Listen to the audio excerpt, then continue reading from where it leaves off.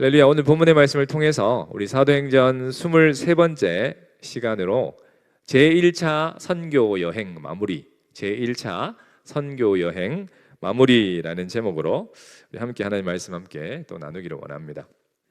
우리가 지난주 2주 전이죠. 이제 본격적으로 바울이 이제 13장부터 이제 이방인들에 대한 복음 증거의 사역을 본격적으로 이제 바나바와 함께 시작한 것이 제1차 선교 여행이다 이렇게 말씀을 드렸는데, 우리가 지난주에 바울이 이제 비시디아 안디옥에서 복음을 전하는 그 장면들을 우리가 함께 살펴보았습니다.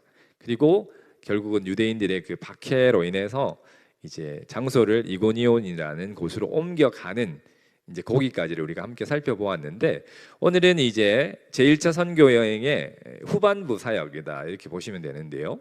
그 이고니온이라는 곳으로 옮겨와서 이제 바울과 바나바를 파송했던 수리아 안디옥 교회까지 이제 도착하게 되는 그 1차 선교 여행의 후반부의 사역들을 오늘 함께 살펴보실 텐데, 바울이 결국은 이 1차 선교 여행을 통해서 이제 그 갈라디아 지역이었기에 갈라디아 교회라는 조직 교회를 세우게 된다라는 것, 그리고 그것이 결국은 1차 선교 여행의 이제 마무리를 하는 그 작업이다라는 것을 우리가 함께 좀 살펴보려고 합니다. 오늘 본문 내용을 좀 한 네 부분으로 나누어서 설명을 좀 드릴 수가 있을 것 같습니다. 보시면 1절부터 7절까지는 이제 지난주 떠났던 그 비시디아 안디옥에서 이제 루가오니아 지방의 이고니온, 거기가 크게 보시면 갈라디아 지방인데요. 갈라디아 지방에 이제 이고니온이라는 지역에 와서 아시는 것처럼 유대인들이 있는 곳에는 항상 있었던 그 회당을 중심으로 또 바울과 바나바와 전도를 시작을 했습니다. 근데 거기에 있었던 유대인들과 이방인들이 많은 사람들이 믿고 이제 주께로 돌아오는 일들이 있었는데, 여전히 그것을 방해하는 세력들이 이제 비시디아 안디옥으로부터 온 세력들이 있었습니다. 그래서 그들의 선동에 따라서 이제 유대인들을 따르는 무리가 생겼고 바울과 바나바를 따르는 무리가 생겼다라는 것이에요. 그래서 분열이 일어났다라는 것을 1절부터 7절까지 해서 설명을 하고 있습니다. 그리고 이제 8절로 넘어가시면 18절까지는 어떤 내용이냐면, 이제 바울과 바나바가 루스드라라는 곳으로 지역을 옮기게 됩니다. 근데 그곳에서 마치 사도행전 3장에서 성전 미문에 앉아있던 그 나면서부터 걷지 못했던 사람을 바울이 이렇게 베드로가 이렇게 세워지는 그런 사역들을 감당했던 것처럼, 여기서는 바울이 그와 동일한 그런 치유의 역사를 일으키는 그런 장면들을 기록하고 있는데, 그렇게 정말 하나님의 능력으로 그 사람을 치유하고 나니까 또 이들이 오해를 받아서 또 여러 가지 사건에 휘말리는 것들이 기록되어 있습니다. 그리고 이제 19절부터 20절까지는 그 루스드라에서 그런 사역들을 행했음에도 불구하고 여전히 바울과 바나바의 그 사역을 못마땅하게 여기고 박해하는 세력들이 있었고, 정말 바울이 이곳에서 돌에 맞아 성경은 죽었다라고 표현을 할 정도로 큰 박해를 만나게 됩니다. 근데 하나님의 능력으로 어쨌든 바울이 다시금 살아나서 더베라는 지역으로 가서 이제 복음을 전하는 내용이 기록되어 있고요. 21절부터 28절까지는 보시면 더베라는 곳에 도착을 했으면 그 더베라는 곳에서 바울의 고향인 다소가 육로로도 갈 수 있는 길이었는데도 불구하고, 바울은 루스드라에서 돌에 맞아 죽을 뻔한 사람이면 얼마나 몸이 지금 말이 아니겠습니까, 여러분? 그럼에도 불구하고 바울이 육로로 자신의 고향 다소에 돌아가서 자신의 몸을 추스리는 것이 아니라 더베에서부터 다시 자신이 거쳐왔던 그 지역들을 다시금 되돌아가면서 이렇게 수리아 안디옥까지 가게 되는데, 그 이유가 무엇이었냐면, 이 교회를, 그러니까 믿는 사람들만, 개종자들만 있어서는 교회가 되지 않기 때문에 교회의 이제 장로들과 같은 중직자들을 세우기 위해서, 결국은 교회를, 조직 교회를 세우기 위해서 바울이 되돌아가는 모습들을 우리가 볼 수가 있습니다. 그래서 결국 수리아 안디옥까지 이제 귀환하는 내용이, 1차 선교 여행을 마무리하는 내용이 28절까지의 그런 내용입니다. 자, 여러분, 우리 지도로 우리가 1차 선교 여행을 전체를 좀 한번 살펴보도록 하겠습니다. 지금은 제가 구두로 설명을 드렸고 이제 지도를 통해서 우리가 한번 살펴보도록 하겠습니다. 자, 여기 보시면 바울의 1차 선교 여행이라고 적혀 있죠. 경로를 한번 살펴보실게요. 지금 이 십자가가 세워져 있는 교회는 이미 교회가 개척되어 세워져 있는 교회들입니다. 예루살렘 교회와 수리아 안디옥 교회가 있죠. 근데 지금 수리아 안디옥 교회에서 이제 처음에 바울과 바나바와 마가 요한까지 3명이 수리아 안디옥에서 1차 선교 여행을 떠납니다. 그래서 이 실루기아라고 하는 항구 도시에서 배를 타고 이 바나바의 고향인 구브로 섬까지 가게 되는데 가장 처음 도착한 곳이 살라미라는 곳이었죠. 살라미라는 곳에서도 여전히 회당에서 복음을 전했죠. 그리고 섬을 가로질러 가서 이 바보라는 곳에 도착을 해서 그곳에서 생각지도 않았는데 총독을 회심시키는 놀라운 역사가 있었습니다. 그래서 이 구브로 섬의 전도를 마치고 다시 배를 타고 이 밤빌리아 버가라는 곳으로 이 세 사람이 함께 가게 됩니다. 그런데 거기서 어떤 일이 있었습니까? 네, 바로 마가 요한이 예루살렘으로 돌아가 버리는, 사역이 다 마쳐지지 않았는데 돌아가는 그런 일들이 있었죠. 바울이 이것으로 인해서 참 마음에 큰 상처가 있었는데, 그래서 결국 2차 선교 여행 때 이 마가 요한을 같이 데리고 갈 것이냐, 그렇지 않을 것이냐, 이것을 바나바와 바울 사이에 크게 다툼이 있게 되고, 결국 이제 바울은 다른 멤버들과 함께 바나바와 갈라져서 2차 선교 여행을 떠나게 되는 그 원인 중에 하나가 바로 이 마가 요한이 예루살렘으로 돌아가게 되는 사건이었습니다. 그래서 이제는 두 사람, 바나바와 바울이 이제 이 내륙으로 갈라디아 지방으로 가게 되는데, 첫 지역이 바로 비시디아 안디옥이라는 곳에 이제 지난 시간까지 거기서 사역들을 우리가 살펴보았고요. 오늘은 이제 이 비시디아 안디옥을 출발해서 먼저는 이고니온이라는 곳으로 가게 됩니다. 이고니온이라는 곳으로 가게 되고, 그리고 이고니온에서 또 결국은 이 박해로 인해서 이 루스드라라는 곳으로 또 옮겨가게 되는데, 이 루스드라는 곳에서 아까 말씀드린 것처럼 바울이 돌에 맞아 거반 죽었다가 또 이렇게 제자들이 함께 둘러서서 기도하는 것을 통해서 하나님의 역사로 다시 살아난 그가,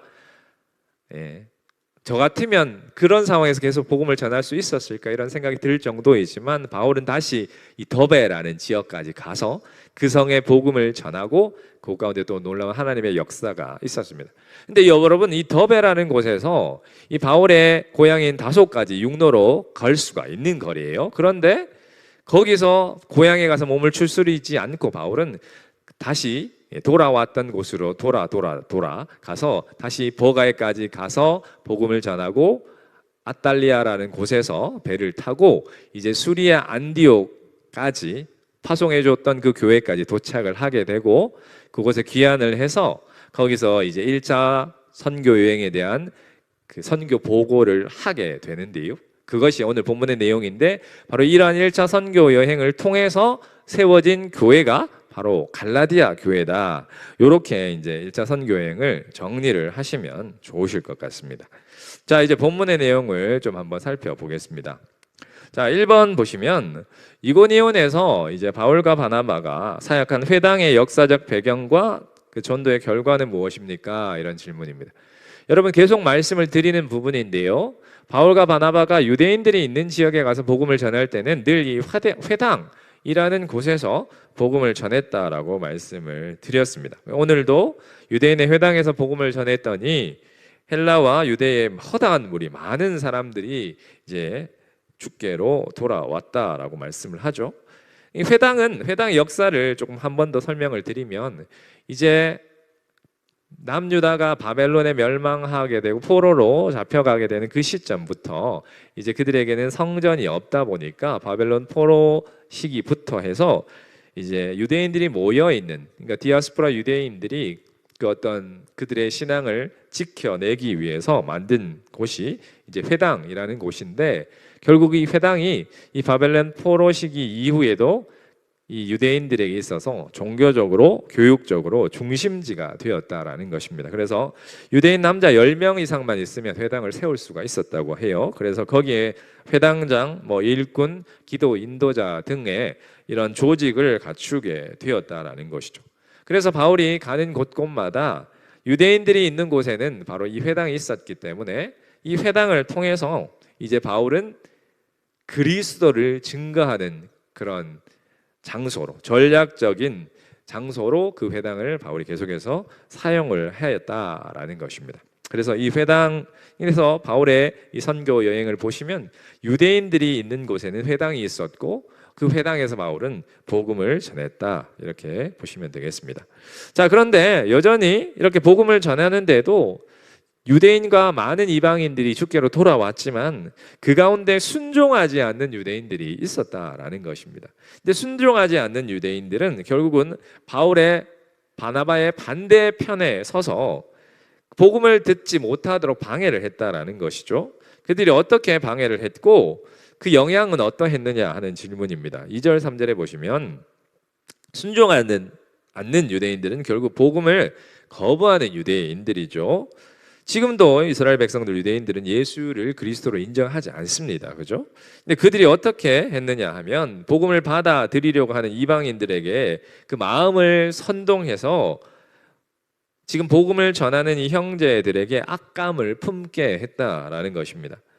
여러분, 지금 복음을 방해하고 복음 전도를 가로막는 이 순종하지 않는 유대인들이 그냥 단순히 물리적인 폭력만을 사용한 것이 아니라 복음을 방해하기 위해서 어떤 것까지 지금 사용을 했다라는 것입니까? 사람들의 그런 어떤 내면이나 심리에 대한 부분들까지도 조정을 해서 그들이 공동체의 관계를 완전히 파괴해 버리는 그런 역할까지도 했다라는 것이죠.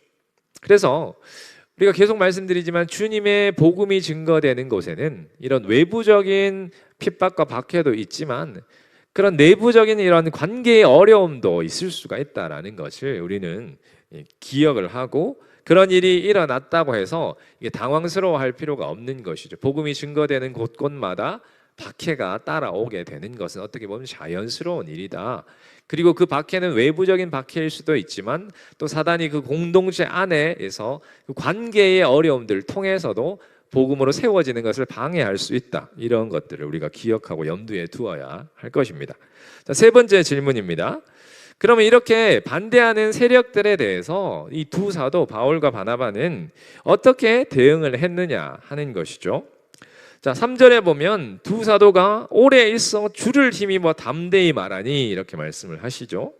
자, 여기 보시면 오래 있어라는 말은 단순히 시간적으로 이들이 여기에 많이 머물러 있었다, 이런 의미보다는 지금 이렇게 많은 박해가 있음에도 불구하고 그들은 어떻게 보면 자신의 생명의 안전을 최우선으로 여긴 것이 아니라 하나님께서 맡겨주신 그 사명, 주를 힘입고 주님께서 맡겨주신 그 사명을 우선시하는 그런 이유로 그곳 가운데 머물러 있었다라는 것이 오래 머물다라는 그런 의미인 것이죠. 그러니까 지금 이 사도들은 사명을 우선순위했다라는 것이죠. 그들이 사명 중심적으로 그들은 사역을 했다라는 것입니다.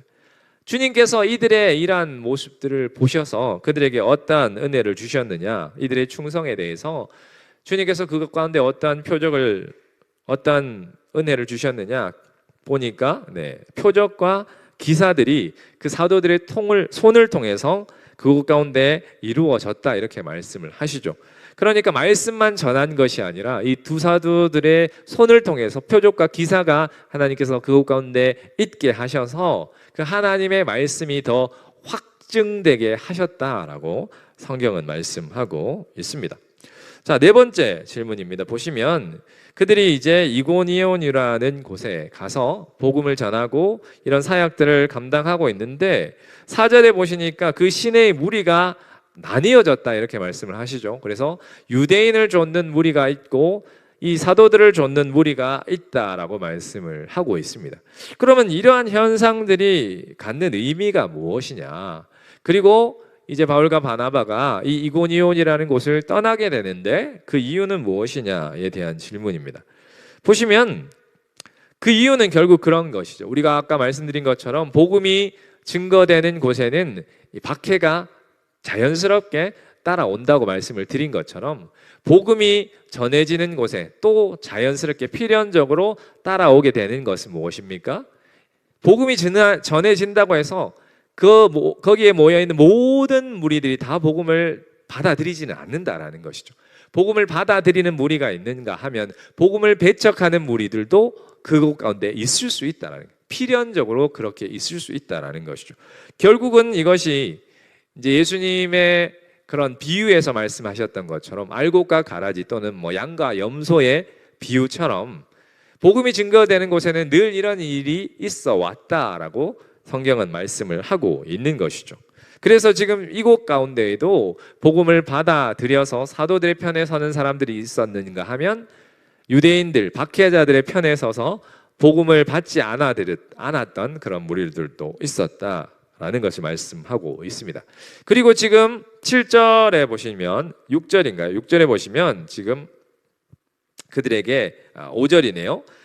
두 사도를 모욕하여 돌로 치려고 달라드니까 그 사도들을 이제는 돌을 던져서 죽이려고 하는 그런 박해들이 있었기에 이제 그 이고니온에서의 사역을 마무리하고 바울과 바나바가 이제 루가오니아의 두 성인 루스드라와 더베라는 곳으로 장소를 옮겨서 거기에서 이제 복음 사역을 이어가기 위해서 장소를 옮겼다, 이렇게 성경은 말씀을 하고 있습니다.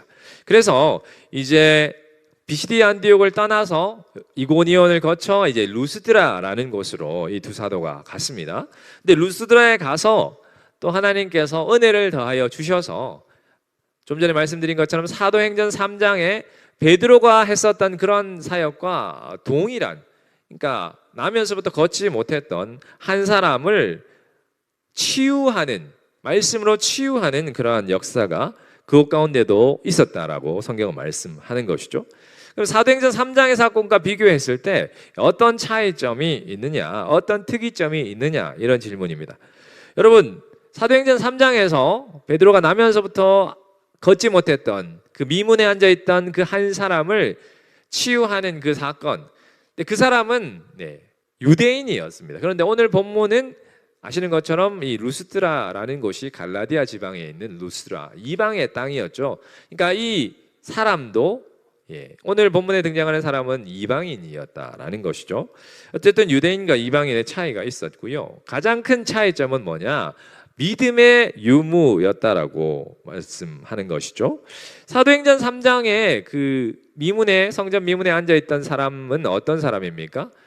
결국 거기 성전에 이제 오가는 사람들에게 뭔가 얻으려고 구걸을 하기 위한 목적으로 그곳에 앉아 있었던 사람이었고, 베드로와 요한을 그가 베드로와 요한을 바라보았던 이유도 무엇입니까? 베드로와 요한을 통해서 뭔가 얻고자 하는 마음으로 베드로와 요한을 바라보았다라면, 오늘 본문의 이 이방인은 오늘 성경 말씀에 뭐라고 말씀하시죠? 9절에 보시니까 바울이 말하는 것을 듣거늘, 이렇게 말씀하세요. 그러니까 지금 이 이방인은 비록 걷지 못하는 사람이고 이방인이지만 바울의 말을 청종했다, 바울의 말을 경청했다라는 것이죠. 그렇게 바울의 말을 듣고 있는데 바울이 볼 때 그에게 어떠한 것이 보였다라고 성경은 말씀하세요? 구원받을 만한 믿음이 그에게 있는 것을 발견을 했다, 이렇게 성경은 말씀을 하고 있습니다. 그래서 이런 차이가 있었다라는 것이고, 그런데 어쨌든 여러분 복음은 이방인이든 유대인이든 어쨌든 누구에게든지 그 복음이 전해지게 되면 그에게 믿음이 생기게 하는 역사가 일어난다라고 성경은 말씀하고 있는 것이죠. 아멘이시죠? 자, 6번째 질문은 뭐냐? 이 사도들이 이 루스드라라는 곳에서 나면서부터 걷지 못했던 사람을 일으키는 기적과 같은 사역을 한 것이죠. 그런 치유의 사역을 하고 나니 난리가 난 것입니다. 그 지역에 어떤 난리가 났느냐 하면 신이 인간의 모습으로 그 땅에 왔다라고 그 지역 사람들이 인식을 하게 된 것이죠. 그래서 지금 루스드라 군중들이 사도들을 보고 스스라고 부르고 허메라고 부르면서 막 그곳 가운데 진짜 완전히 난리가 난 것이에요. 근데 이렇게 스스와 허메라고 부르는 그 배경이 무엇이냐, 이런 질문인데요. 자, 보시면 이 스스라는 표현은 지금 이제 개역 개정 성경에 보시면 제우스라고 표현을 하고 있고요.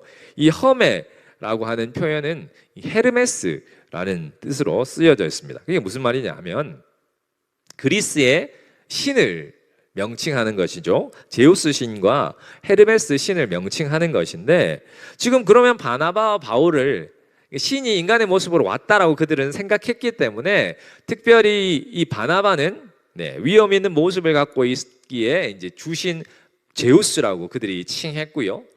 이 바울 같은 경우에는 바울이 주로 말을 하는 역할을 감당했기 때문에 말을 전하는 전령의 신인 이 헤르메스를 바울에게 이름을 붙여준 것이에요. 그래서 헤르메스라고 이제 불렀다라는 것이죠.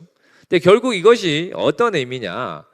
이런 기적을 그들의 세계관 안에서 해석을 했다라는 것입니다. 그들은 그리스 로마 신화에 그들이 세계관 안에 그런 신화가 들어와 있었기 때문에 그 역사가 자기들이 볼 때는 신적인 역사였다. 그래서 신이 인간의 모습으로 내려왔다, 이렇게 해석을 해서 그렇게 두 사도를 불렀다라는 것이죠.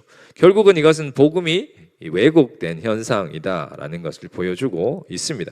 근데 여러분, 그들이 그렇게 이름을 제우스, 헤르메스라고 부르는 것에서 끝난 것이 아니라 바울과 바나바가 있는 곳에 찾아와서 자신들이 신에게 바쳐서 제사했던 것처럼 이 두 사람을 신으로 섬기고 지금 제사를 하려는 그런 시도를 했다라는 것이죠. 그런 시도 앞에서 지금 바울과 바나바 이 두 사도가 어떻게 행했느냐 하면, 그 사도들이 그 군중들 앞에, 그 군중들 사이로 들어가서 옷을 찢는 그런 행동을 했다라는 것인데, 그것이 어떤 의미가 있느냐 하는 것입니다. 보시면 14절부터 15절까지 보시면 이제 무리들이 찾아와서 바울과 바나바를 신처럼 모시고 제사를 하려고 했다라는 것이에요. 그러니까 이 두 사람이 무리 가운데로 뛰어들어가서 옷을 찢으면서 뭐라고 얘기를 했습니까? 자신들도 당신들과 똑같은 동일한 성정을 가진 인간이다, 이렇게 큰 소리로 역설을 하면서 옷을 찢었다라는 것이죠. 옷을 찢는 행위는 어떤 의미냐 하면, 유대인들에게 있어서 신성모독적인 상황을 맞이했을 때 그들이 느끼는 그런 극한의 분노와 슬픔을 표현하는 행동이 바로 옷을 찢는 행동이었다라는 것이죠.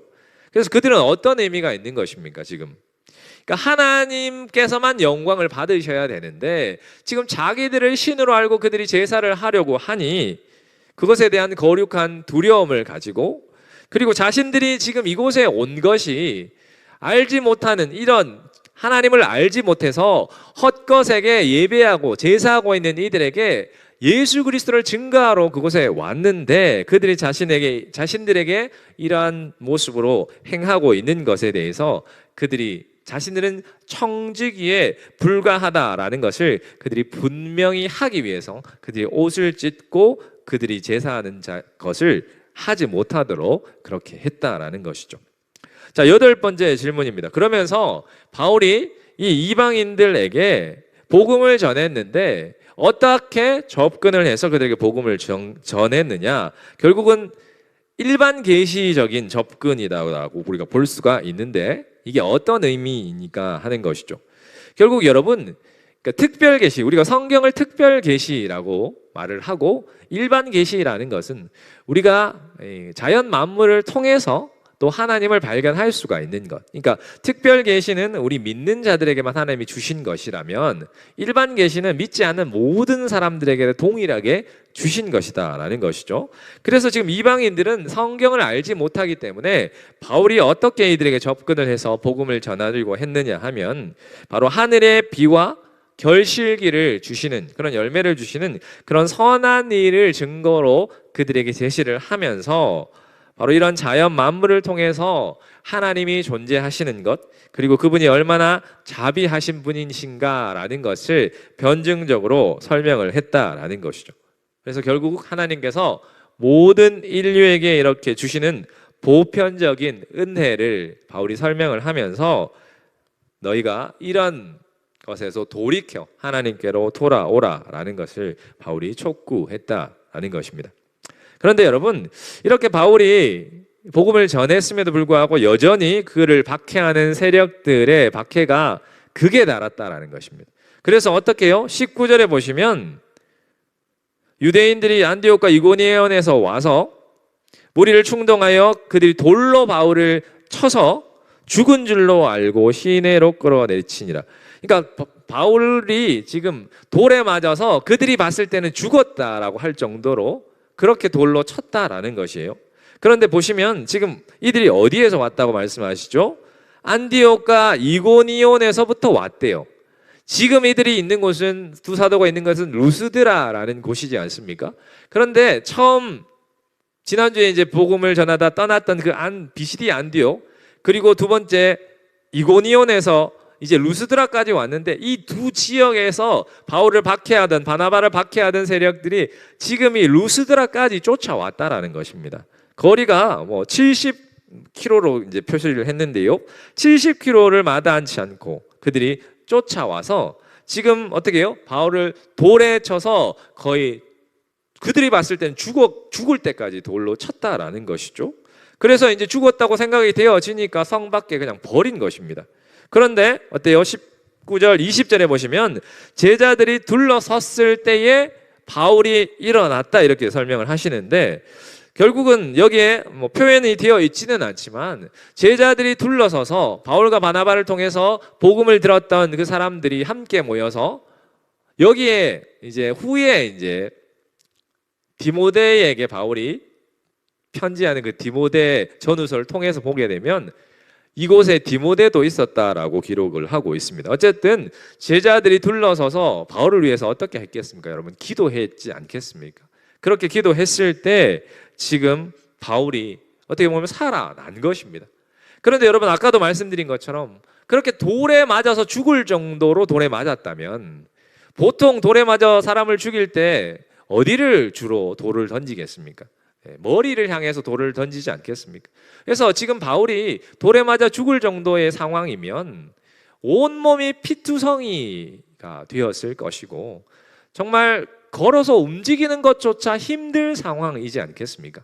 그럼에도 불구하고 지금 바울은 어디로 어떻게 행했다라고 말씀을 합니까?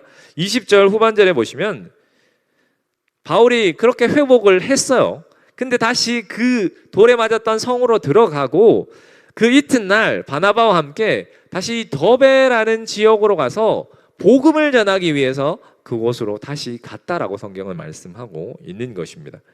여러분, 결국 이것이 바울에게는 어떤 것이냐 하면 예수 그리스도의 흔적이 그의 몸에 새겨지는 그런 시간이었다라는 것이죠.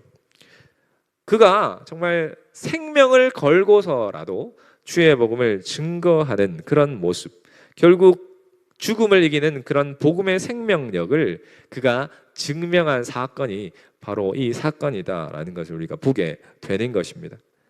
정말 웬만하면 자신의 고향인 다소에 가서 몸을 좀 추스리고 다시 복음의 그 경로를 따라 복음을 전해도 누가 바울에게 왜 그렇게 하느냐라고 말을 할 수가 있겠습니까? 그럼에도 바울은 자신의 생명은 돌보지 않고 복음을 전가하는 그 일에 더 집중하고 있는 모습을 보면서 참, 물론 하나님의 은혜로 그가 그런 사역들을 감당했지만 사역자로서 정말 바울의 모습을 보면서 참 많은 것을 느낄 수 있고 깨닫게 되는 그런 시간이었습니다. 여러분, 10번째 문제 보시면 이제 바울이 그런 돌에 맞아 죽을 뻔한 그런 상황이 있었지만 다시금 아까 말씀드린 것처럼 거기서 육로로 다소에 가서 수리 안디옥으로 갈 수도 있었어요. 그런데 그 교회들을 다시금 박해받았던 그 장소들을 또 방문을 하면서 이 1차 선교 여행을 마무리하려고 하는 바울의 모습 중에 특별히 귀환길의 제자들에게 바울이 고난에 대한 얘기, 자신이 고난을 받았지 않습니까? 그래서 고난에 대해서 권면을 하는 내용이 있는데 그 내용이 어떤 내용이냐 하면 보시면 하나님의 나라에 들어가려면 22절에 많은 환난을 겪어야 할 것이다, 이렇게 바울이 성도들을 권면하고 있다라는 것이죠. 결국은 우리가 신앙생활을 하게 되어지면 이 시련은 어떻게 보면 필수적이다라는 것이죠. 우리가 신앙이 성장하기 위해서는, 신앙이 성숙하기 위해서는 하나님께서 우리 인생 가운데 이 시련을 통해서 우리 신앙을 성장케 하시고 성숙케 하신다. 결국 고난은 우리를 연단하시는 하나님의 한 방편이다라는 것을 성도들에게 바울이 권면했다라는 것이죠. 동일하게 저와 여러분들에게도 하나님은 그런 고난과 시련을 통해서 우리의 신앙을 연단하시고 성장케 하신다라는 것을 우리가 기억해야 할 것입니다. 자, 11번 질문 보시면 이제 바울이 그렇게 피투성이가 되고 정말 죽었다가 살아난 그가 다시금 그 박해의 현장으로, 다시금 더베에서 루스드라로, 루스드라에서 안디옥, 이고니온으로, 이고니온에서 비시디아 안디옥으로, 다시 버가로 다시금 이렇게 돌아갔던 이유가 무엇이냐 하면 결국 아까 말씀드린 것처럼 예수 믿는 사람들만 있어서는 그게 교회로서 존재하기가 힘들었기에 교인들의 어떻게 보면 대표자로서 중직자인 이 장로님들을 택해서 세우기 위해서 다시금 방문했었던 지역들을 되돌아갔다라는 것입니다. 결국은 신앙적인 리더십의 어떤 체제를 통해서 하나님의 통치 아래 자립할 수 있도록 교회들을 세우기 위해서 바울이 다시금 그렇게 경로를 잡고 돌아갔다라는 것을 우리가 볼 수가 있습니다. 자, 우리 마지막 질문 12번째 질문 보시면 안디옥 귀환 보고의 두 가지 핵심 주제는 무엇인가? 이제 바울이 수리아 안디옥 자신을 파송해 줬던 그 교회로 돌아와서 이제 사역 보고를 하는 것이죠. 하나님의 은혜 가운데 우리가 1차 선교 여행을 마치고 돌아왔다라고 하면서 보고를 하는데 그 보고의 핵심이 두 가지였다라는 것이에요. 첫 번째는 바로 하나님이 함께 행하신 모든 일이었다. 그러니까 이것은 우리가 한 일이 아니라 우리의 업적이 아니라 하나님께서 함께 하셔서 이러한 일들을 우리가 할 수 있었다라고 그거 고백했고요. 그리고 이제 정말 이방인들에게 믿음의 문을 하나님이 활짝 열어 주셨다라고 그가 보고를 했다라는 것입니다. 결국 이 1차 선교 여행을 주도하신 분은 우리 성령 하나님이시고 성령 하나님의 지혜와 능력으로 이러한 일들이 일어났고 우리는 그 일에 겸손하게 순종해서 사용된 청직이었다라고 바울이 그 사역 보고를 마쳤다라고 성경은 말씀하고 있습니다. 여러분, 이렇게 오늘 1차 선교 여행의 마무리되는 부분을 우리가 함께 살펴보았는데요. 오늘 본문을 통해서 우리에게 주시는 교훈들 한 세 가지만 좀 살펴보고 마무리하겠습니다. 첫째는 고난을 뚫고 전진하는 사명 중심적 신앙인으로 살기를 소망한다라는 것입니다. 여러분, 오늘 바울이 얼마나 많은 고난들을 그 1차 선교 여행을 통해서 겪었습니까? 그럼에도 불구하고 바울은 자신의 몸을 추스리려고 자신의 고향인 다소로 충분히 돌아갈 만도 한데 그렇지 않고 자신의 생명을 소중하게 여기신 것이 아니라 하나님께서 주신 사명을 더 소중하게 여기는 그의 모습들을 우리가 볼 수 있었다라는 것이죠. 우리 하나님께서 우리 신앙인들에게, 믿음의 사람들에게 바라시는 것이 이런 것이지 않을까 생각이 되어집니다. 우리에게 하나님이 어떤 사명을 주셨든지 그 사명을 우리가 가장 우선순위로 여길 수 있는 저와 여러분들 되시기를 소망합니다. 두 번째는 무엇입니까? 그들이 수리아 안디옥 교회에 도착해서 선교를 보고를 하면서 철저하게 그들이 이야기했던 것은 무엇입니까? 영광은 모두 다 하나님께 올려드렸다라는 것이죠. 루스드라에서도 그들이 자신들을 신으로 여기고 자신들을 섬기려고 했을 때 철저하게 자신들은 청지기임을 그들 앞에서 옷을 찢으면서 어필했던 것처럼 수리아 안디옥 교회에 도착해서도 이것은 모두 하나님이 함께 하셔서 가능한 일이었다라고 그들이 하나님께만 영광 올려드리는 그러한 모습들이 있었다라는 것이죠. 우리도 마찬가지라는 것입니다. 여러분, 우리가 영광은 우리가 취해야 될 것이 아니라 온전히 하나님께서만 취하셔야 된다라는 것을 기억하시고 우리를 사용해 주시는 것만도 우리는 감사할 수 있어야 할 것입니다. 그리고 세 번째는 공동체의 지속 가능성을 위한 제자 양육과 세움. 결국 바울이 그 더베에서 바로 육로로 다소를 거쳐 수리아 안디옥까지 돌아올 수 있었지만 바울이 다시금 그 거쳐서 돌아왔던 그 사역지들을 다시 방문했던 이유는 무엇입니까? 조직 교회를 세우기 위함이었다라는 것이죠. 여러분, 교회가 믿는 무리들만이 있는 것이 교회라기보다는 어떠한 조직들이 하나님의 질서 가운데 갖추어졌을 때에 온전한 자립하는 교회로서 더 든든히 서갈 수 있다라는 것들을 우리가 기억할 때, 하나님께서 질서 안에서 주님의 몸된 교회를 세워 가실 때 우리도 철저하게 그 주님의 계획 가운데 순종함으로 주님의 몸된 교회를 또 함께 세워가야 할 줄로 믿습니다.